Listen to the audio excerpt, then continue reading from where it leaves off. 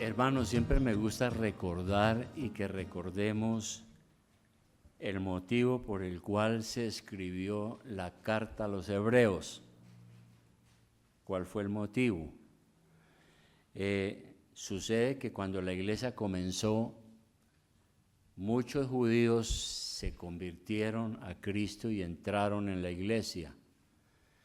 El problema era que esos judíos tenían una religión muy poderosa, que se conoce como el judaísmo, ¿no? Todavía está. Dejar el judaísmo y dejar todo lo del Antiguo Testamento para creer en Jesucristo y recibir una nueva revelación, eso era muy difícil. Muchos judíos eran perseguidos.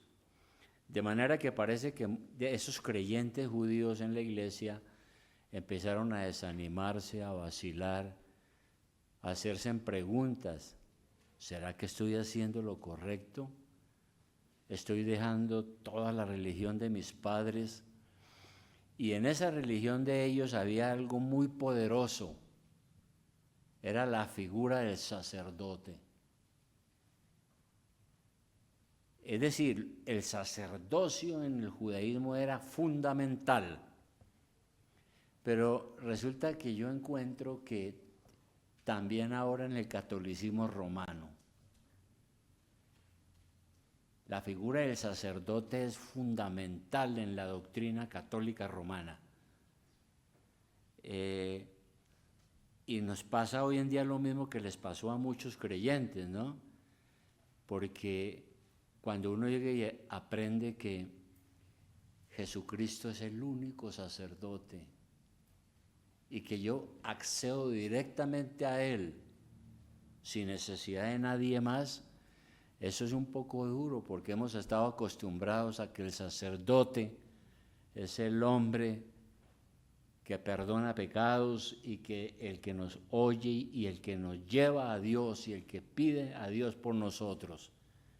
Eso es una creencia y una doctrina muy poderosa.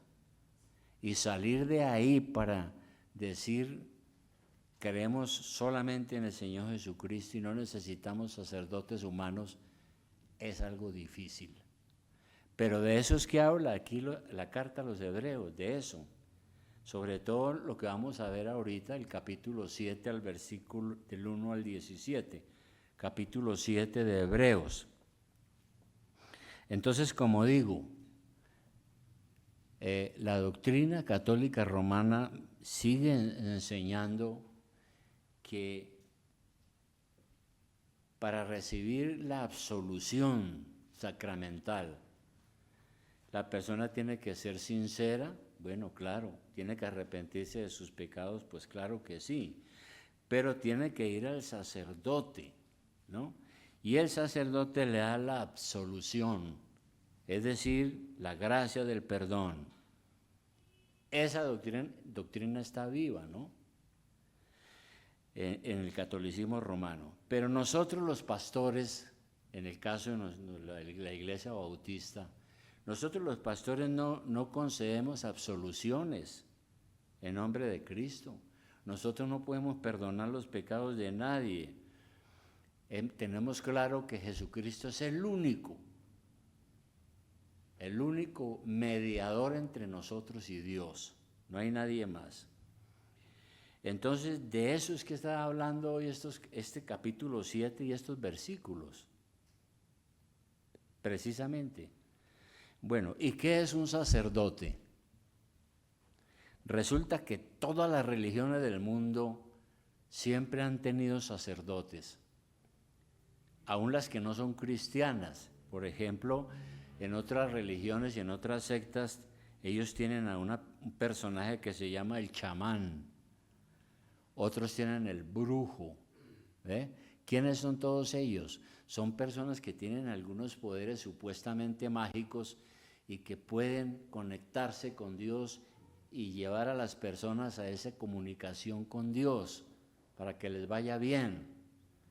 Entonces, aunque tienen nombres diferentes, es un mediador. Eso es un sacerdote, ¿no? tienen como acceso al mundo espiritual y sirven como de puente entre lo divino y lo humano. Pero en nuestro caso, hermano, nos interesa lo que dice la Biblia. Ahora, ¿cuál fue el primer sacerdote que hubo según lo que nos dice la Biblia? ¿Cuál fue el primer sacerdote? Hay que mirar un poco lo que dice el Antiguo Testamento, importantísimo. El Antiguo Testamento dice que hubo un tiempo cuando todavía Israel no era una nación, no era todavía un pueblo grande, no estaba organizado como un pueblo o nación, pero ya Dios había escogido a Abraham. ¿Recuerdan la historia? Que Dios llamó a Abraham por allá de una tierra pagana y le dijo, lo necesito a usted porque de usted voy a hacer una nación grande. Su descendencia será numerosa. Entonces escogió a Abraham. Y Abraham salió de su tierra y empezó su familia a crecer. Y ahí en el Antiguo Testamento está toda la historia de Abraham, de su hijo Isaac, de Jacob, de todos ellos, y cómo se formó esa nación que se conoce como Israel. Bueno, pero resulta que en esos tiempos los pueblos vivían en guerra, en permanente guerra. Y unos invadían a otros, predominaba la ley del más fuerte. Y recordemos que Abraham tuvo un hermano muy querido que se llamó Lot. Y cuando ellos repartieron la tierra, Abraham le dijo a su hermano, bueno, escoja usted a dónde quiere ir. Le doy esa oportunidad, escoja lo que yo me quedo con el resto.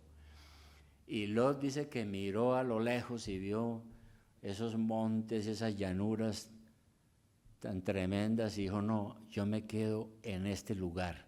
Pero en ese lugar estaba Sodoma y eran pueblos paganos. Y Abraham le dijo, bien, adelante, es suyo. Bueno, Lot, el hermano de Abraham, fue allá a Sodoma y se instaló con su familia, pero había mucha guerra entre los pueblos. Y en una de esas guerras, Lot fue apresado por otro pueblo pagano, ajeno. Lo apresó allá en Sodoma. Ellos entraban a los pueblos y los incendiaban, mataban a todo el mundo y se robaban todas las riquezas. Cuando Abraham supo que Lot había sido apresado, él armó un ejército. Voy a liberar a mi hermano.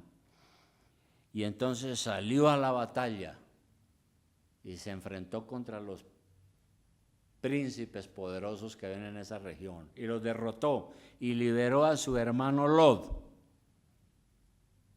Lo liberó.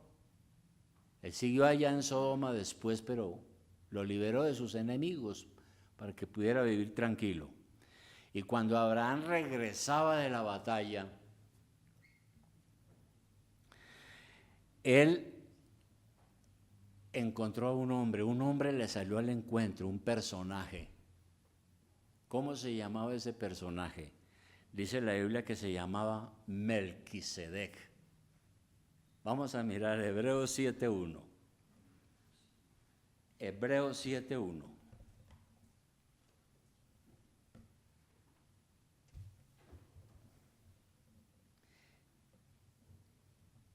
Hebreos 7:1. Entonces aquí Hebreos nos cuenta también esa historia. Usted la puede verificar en el Antiguo Testamento, cuando lee la historia de Abraham. Pero aquí, muchos siglos después, se escribió Hebreos y aquí el autor dice lo siguiente: porque este Melquisedec, el hombre que le salió al encuentro a Abraham, rey de Salem, era un rey, sacerdote del Dios Altísimo, era un sacerdote del Dios Altísimo, ¿no? Que salió a recibir a Abraham, que volvía de la derrota de los reyes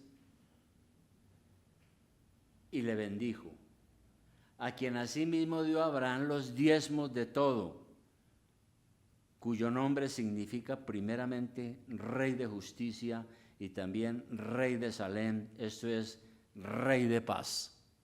Hasta ahí, vamos a dejar ahí, ya avanzamos. Entonces, Abraham viene de la batalla triunfante y le sale un hombre, Melquisedec, un rey de aquellos tantos reyes que habían. Y dice aquí el relato que él era un sacerdote del Dios Altísimo. ¿Quién lo había nombrado sacerdote?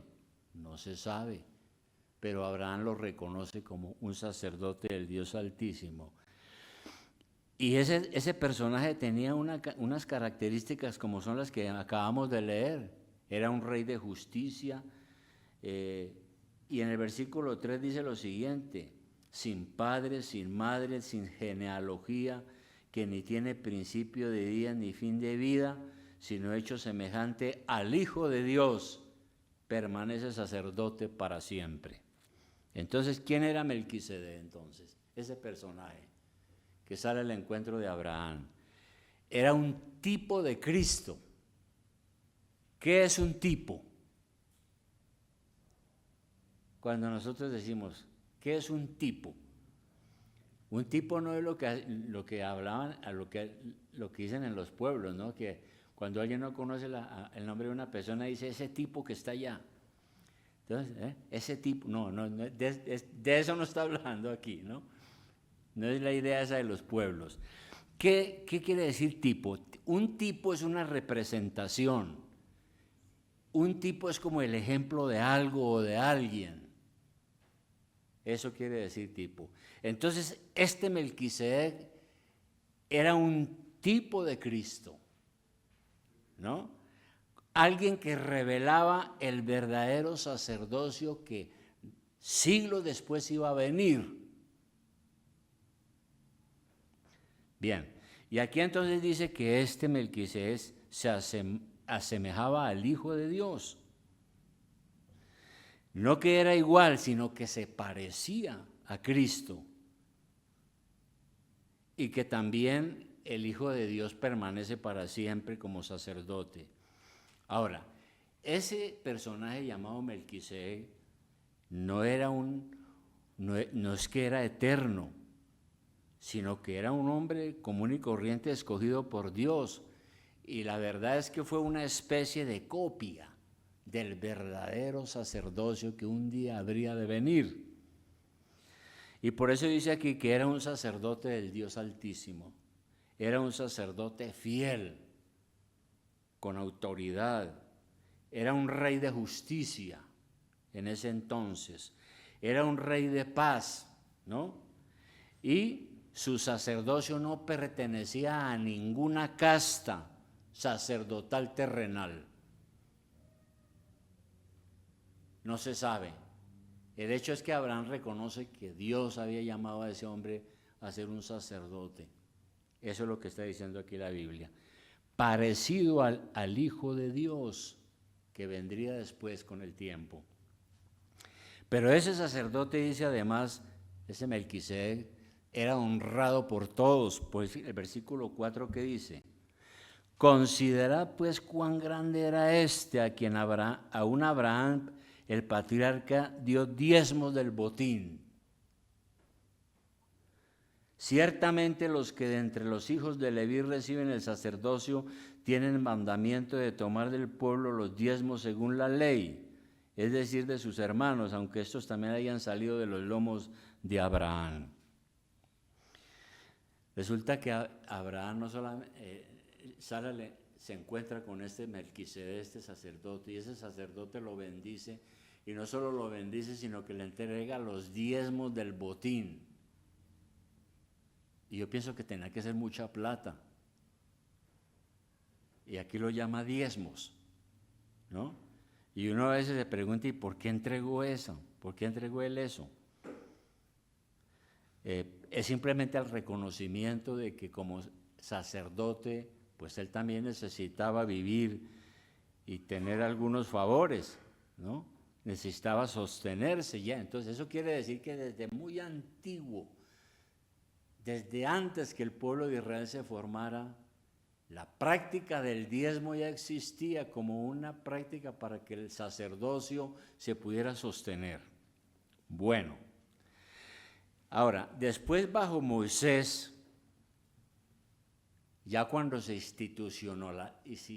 institucionaliza el sacerdocio del pueblo de Israel, sigue esa práctica de darle los diezmos a los sacerdotes, a los siervos de Dios, a aquellos que Dios llama como Él quiere y cuando Él quiere. Y eso pues parece que se sigue extendiendo, ¿no?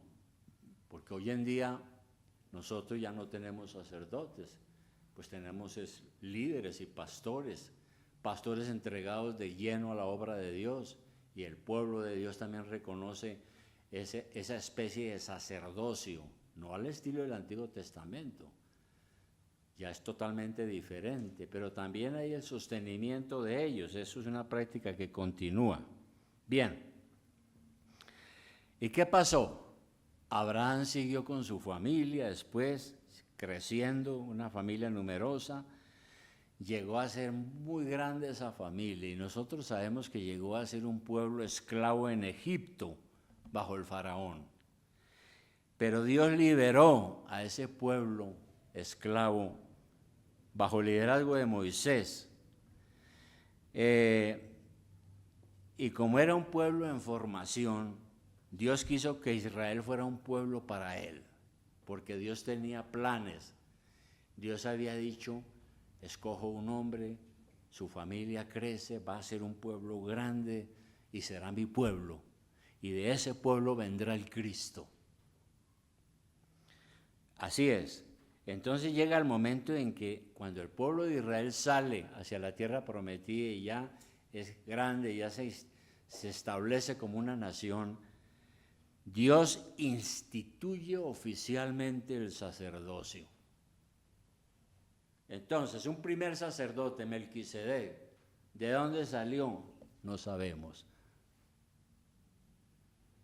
Pero ya cuando el pueblo está formado, Dios instituye el sacerdocio nuevamente, ¿no? Con sus características propias, sus elementos propios. ¿Y cómo era el sacerdocio entonces en los tiempos de Israel? Ahí está en el Antiguo Testamento. Hay un libro que se llama el Levítico. Ahí explica cómo debe ser el sacerdocio, las instrucciones que Dios dio. Y nuevamente, el sacerdocio, pues claro, es un mediador ante Dios. La Biblia dice que a causa del pecado de nuestros primeros padres, el pecado nos separó de Dios. Nosotros nacemos separados de Dios por el pecado. Pero fue necesario entonces nombrar a algunos hombres que nos representen ante Dios. Eso fue lo que hizo Israel en la antigüedad. Como el pueblo no podía acercarse a Dios por el pecado, entonces se instituyeron los sacerdotes para que Él representara al pueblo ante Dios. Y entonces, ya cuando se instituye ese sacerdocio, en el pueblo de Israel se nombra el primer sacerdote fuera de Melquisedec, pero ya del pueblo de Israel, que se llamó Aarón, que era el hermano de Moisés, ¿no? Hasta ahí. Este hermano de Moisés pues llegó a ser el primer sumo sacerdote en Israel, establecido, reconocido. Y este Aarón pues recibió instrucciones directas de Moisés y de Dios. Fue el hombre que ofició en el tabernáculo de reunión en el desierto, y era el que entraba al lugar santísimo y todo eso que nosotros hemos aprendido, ¿no? Y solo él podía ofrecer sacrificios por el pueblo. Ese Aarón y ese sacerdocio que se instaló cuando ya Israel llegó a ser una nación, tenía una descendencia familiar. Recordemos que de entre los hijos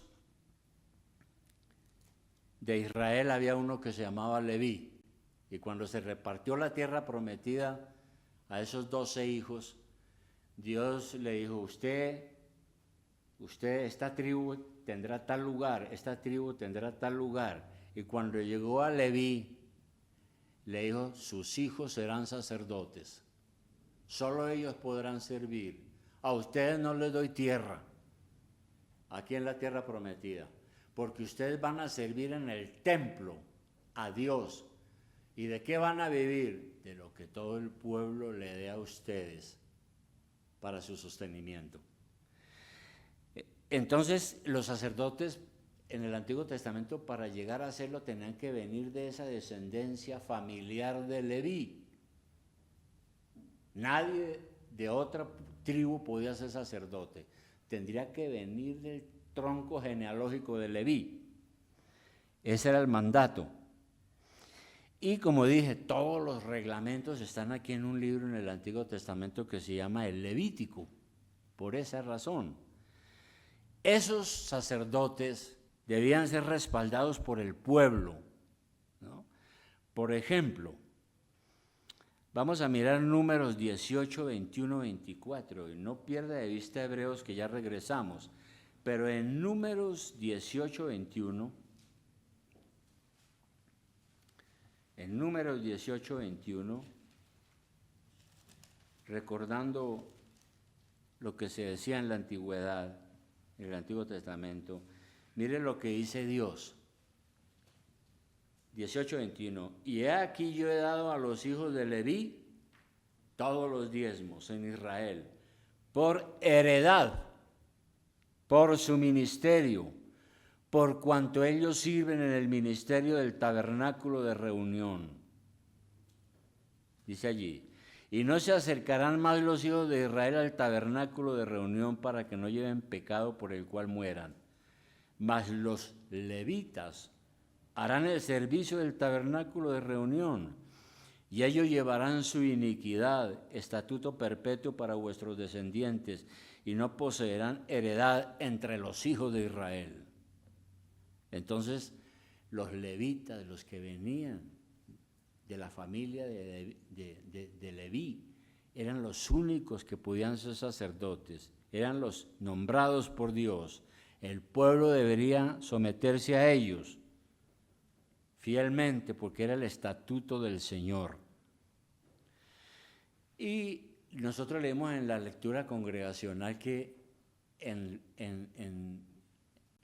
el pueblo de Israel algunos llegaron y dijeron, ¿cómo así que estos levitas son los únicos que pueden ser sacerdotes? Nosotros no estamos de acuerdo. Aquí el pueblo es sacerdote y todos son santos. Y hubo una rebelión y se abrió la tierra y se los tragó. Ese es el relato bíblico. Bueno, ¿qué sucede? Que esos sacerdotes que venían de Leví en el Antiguo Testamento tuvieron un sacerdocio muy diferente al de Melquisedec. ¿Por qué razón? ¿Qué se dijo de Melquisedec? Vamos otra vez a Hebreos 7, 3. ¿Cómo era ese Melquisedec, que fue el primer sacerdote que se encontró con Abraham? Dice allí en Hebreos 7:3, sin padre, sin madre, sin genealogía. Melquisedec no era de la tribu levítica, no pertenecía a ninguna casta sacerdotal como si pasó después, ¿no? Dice, no tenía principio de días. ¿A qué se refiere eso? ¿Era que era eterno? No. ¿Qué es lo que quiere decir ahí? Sucede que los sacerdotes ya en el pueblo de Israel, ellos tuvieron comienzo de días y fin de días. ¿Por qué razón? Porque un sacerdote comenzaba su trabajo a los 25 años y los terminaba a los 50 años. Entonces, cuando se refiere aquí principio y fin de días, se refiere al servicio que prestaron a Dios. Melquisedec no se sabe cuándo comenzó el sacerdocio y cuándo terminó, ¿no? En ese sentido, entonces, Melquisedec era un poco más libre de las restricciones que tuvieron los sacerdotes en el pueblo de Israel. Además de, como hemos dicho, es un tipo de Cristo. Bueno, ¿y todo eso para qué es? Llegamos a un punto importante. Cristo posee un sacerdocio superior. Versículo 10. Dice, pero aquel cuya genealogía no es contada de entre ellos, tomó de Abraham los diezmos y bendijo al que tenía las promesas. Y sin discusión alguna el menor es bendecido por el mayor. Bueno, y aquí ciertamente reciben los diezmos hombres mortales, pero allí uno de quien se da testimonio de que vive. Y por decirlo así, en Abraham pagó el diezmo, también Leví que recibe los diezmos, porque aún estaba en los lomos de su padre cuando Melquisedec le salió al encuentro. Bueno, esto es un poco enredado, yo sé que para algunos que no han leído el Antiguo Testamento, y este relato es un poco enredado, pero básicamente es lo siguiente. Aquí lo que el Espíritu Santo quiere mostrarnos es que Cristo es ahora nuestro sumo sacerdote y es superior al sacerdocio antiguo. Y eso es lo que Él quiere que en la iglesia la gente sepa, y Él quería que los que se habían convertido y que eran judíos entendieran que Jesucristo ahora es el sumo sacerdote. Ya no se necesitan sacerdotes provenientes de la familia de Leví. No, el Señor es superior. Y el Señor tiene las verdaderas características que tuvo Melquisedec en la antigüedad. Por ejemplo, Él es rey de justicia. Melquisedec era como un tipo de ese rey justo. Pues Jesucristo es el verdadero rey justo. Melquisedec era rey de paz, pero nosotros sabemos que Jesucristo ahora es el verdadero rey de paz. Todas las características que son atribuidas a Melquisedec se cumplen únicamente en Jesucristo. Y en Jesucristo sí se cumple lo que dice ahí, ¿no? De que Él no tiene principio de días ni fin de días, porque el Señor es eterno. Es un sacerdote para siempre, como leímos en el versículo 3. Y otra cosa, el Señor Jesucristo tiene verdaderamente un sacerdocio de origen divino. Y del versículo 11 al 17, pues nos habla de eso, ¿no? Aunque es un lenguaje muy teológico y muy difícil. Pero ¿qué es lo que está diciendo del versículo 11 al 17? Nuestro Señor Jesucristo, como ese sacerdote antiguo que se encontró con Moisés, que se llamaba Melquisedec, y que fue importante, ahora el Señor Jesucristo se destaca como un sacerdote divino. No es necesario que Jesús viniera de una tribu especial, ni de Aarón, ni de nada de eso. Él es el sumo sacerdote porque es el Rey eterno. Dios mismo lo ha constituido como nuestro sacerdote y Él es único. Y Él sí de verdad que es eterno porque no tiene comienzo de días ni término de años. Bueno, ¿qué sucede hoy? Hoy en día, hermano, el Israel ya no existe. Existe pues el que está en guerra ahora, pero ese es otro Israel diferente al del Antiguo Testamento. Aunque algunos andan diciendo que es el mismo. Pero no, Israel perdió los privilegios por allá en el año 70 después de Cristo. Entonces hoy no tenemos sacerdotes humanos que nos representen ante Dios. ¿Sabe por qué? Porque el Señor ha dicho que la iglesia es toda junta, es una comunidad sacerdotal. Es decir, todos nosotros somos sacerdotes. Acudimos directamente a Dios. No necesitamos intermediarios. No dependemos de sacerdotes dentro de la iglesia para que nos enseñen la Biblia o para tener la bendición del perdón o para que nos absuelvan de nuestras culpas. No. Nosotros acudimos a nuestro verdadero sacerdote, el Señor Jesucristo. En nuestras iglesias, claro que sí, hay pastores, hay líderes, hay maestros, ¿no? Pero ninguno de ellos es un sacerdote al estilo católico romano. No nos parecemos en nada. Nuestra tarea es otra. Todos nosotros somos un pueblo santo de sacerdotes. Eso es lo que dice el Nuevo Testamento. Entonces, hermanos, no obstante que esto es un mensaje un poco difícil, queda claro si algo, hermano. El Espíritu Santo habló a los judíos en aquel entonces. Y el Espíritu Santo nos habla hoy a nosotros. A los hebreos les dice que Abraham, que Moisés, que Josué, que todos los patriarcas del Antiguo Testamento tuvieron un lugar importante, pero ellos no nos pueden representar ante Dios. Hubo hombres y mujeres virtuosas que han pasado por este mundo, pero ninguno de ellos puede servirnos de mediadores entre nosotros y Dios. Solo Jesucristo es nuestro sumo sacerdote y nuestro intermediario, nadie más. Es lo que enseña la palabra de Dios. Por eso al comienzo yo decía que el pueblo de Dios, el pueblo cristiano es muy diferente. Nosotros no tenemos una casta sacerdotal, unas jerarquías sacerdotales, no. Somos un pueblo de Dios que adoramos a Jesucristo, nuestro verdadero sumo sacerdote, el único. Entonces hay una cosa que nosotros debemos de tener clara, y tenemos que decirle a la gente eso también. ¿Quieren acercarse a Dios? Si alguien quiere acercarse a Dios, necesita un mediador ante Dios que lo represente, que interceda por él. Y el único autorizado es Jesucristo nuestro Señor, nadie más.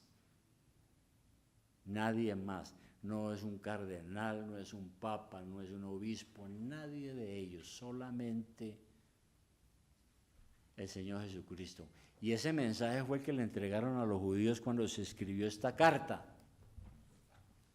para que no volvieran a su religión antigua y siguieran todavía creyendo en el Antiguo Testamento. Y mucho más nosotros ahora que estamos en el Nuevo Testamento y en la era de la gracia. Entonces, es una pregunta que hay que hacer y que hay que resolver, ¿no? El único que nos puede representar ante el Señor es ante Dios nuestro Padre Jesucristo. Atrás en el capítulo 4 ya lo habíamos visto, ¿recuerdan? Si usted mira atrás en el capítulo 4, en el versículo 14, ya habíamos visto lo que voy a leer otra vez. Mire lo que decía. Porque, por tanto, teniendo un gran sumo sacerdote que traspasó los cielos, Jesucristo venció la muerte, se levantó, traspasó los cielos.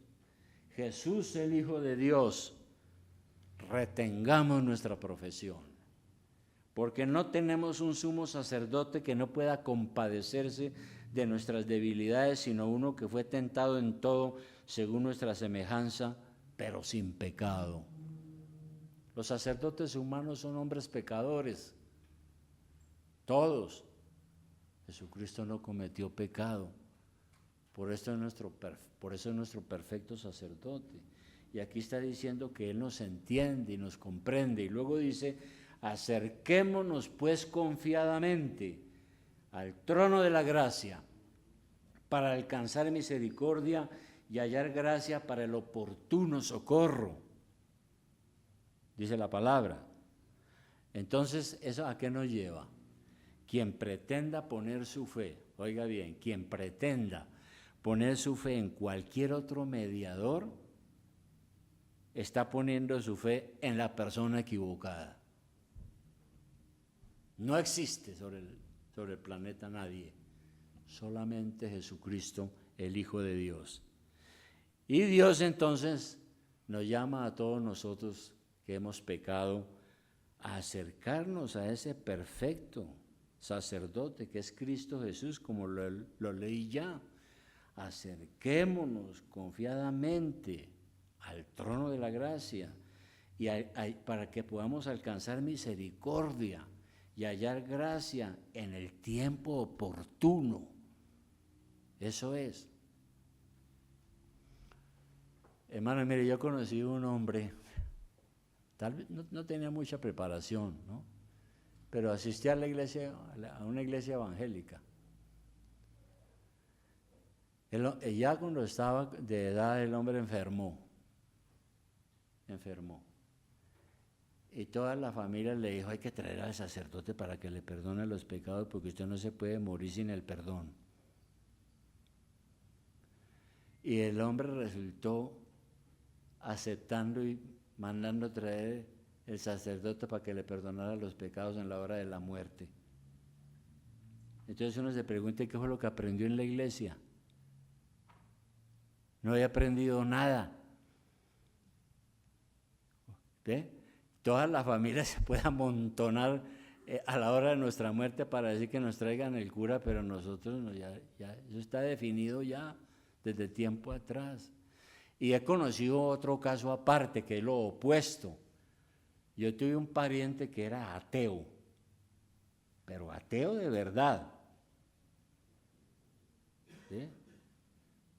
Sindicalista y político y todo eso. Y a la hora de la muerte la familia católica llegó y le dijo, vamos a traerle al sacerdote. Y el hombre dijo, no me traigan a nadie, yo no creo en eso. Y murió así. Entonces se dan todos los casos, ¿no? Pero nosotros ya tenemos definido eso y ya Jesucristo es nuestro. Ya Él nos dio la absolución desde que creímos en Él. Yo no necesito ningún sacramento de la absolución, ni de la penitencia, yo no necesito nada de eso.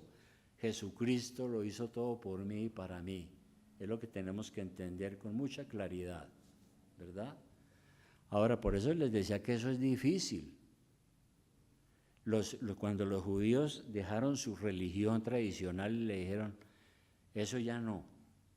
Ni a Abraham, ni a Aarón, ni Melquisedec, ni ninguno de ellos ya no. Cristo es ahora. Ellos al principio creyeron, pero después dudaron. No, yo creo que yo regreso a mi antigua religión. Y por eso el Espíritu Santo escribió esta carta, Hebreos, y que sirve para nosotros hoy también, ¿no? Sirve para nosotros. Vamos a orar. Querido Padre, muchas gracias te damos, Señor, porque tú enviaste a tu Hijo a este mundo para salvarnos. Y Él es nuestro sumo sacerdote, nuestro Rey. Jesucristo es para nosotros Rey de justicia, Rey de paz, Rey eterno. Él es el Señor, el único mediador entre tú y nosotros. Gracias, Padre, por habernos dado esta fe, de haber creído en tu Hijo, y porque se ha cumplido la promesa. La promesa dice, cree en el Señor Jesucristo y serás salvo. Nosotros hemos experimentado esa gracia tuya del perdón, esa salvación, porque hemos creído en Jesucristo, tu Hijo amado, nuestro Salvador. Gracias, Padre, por ese sacerdote perfecto, inmutable, que vive para siempre. En su nombre santo oramos. Amén.